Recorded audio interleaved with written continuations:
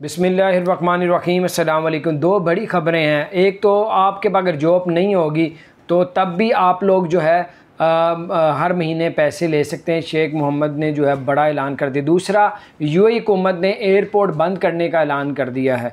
अब दोबारा से एयरपोर्ट बंद किया जा रहा है। किस वजह से किया जा रहा है, ये दोनों चीज़ें आपको बताऊंगा। फ़्लाइट बुक करवाने से पहले जो है आप वो इस खबर को ज़रूर देख लें और आगे भी शेयर करें। सबसे पहले आपको बताते चलें कि यूएई में जो रियासतें आपको पता है, वो उसमें से एक रियासत जो है अबू धाबी, उस अबू धाबी हुकूमत ने मना कर दिया है कभी कुछ महीनों के लिए जो है अल बुतीन एयरपोर्ट जो अबू धाबी का है उसको कुछ माह के लिए बंद कर दिया गया है। अब अल बुतीन एयरपोर्ट की अब टिकट भी बुक ना करवाएं।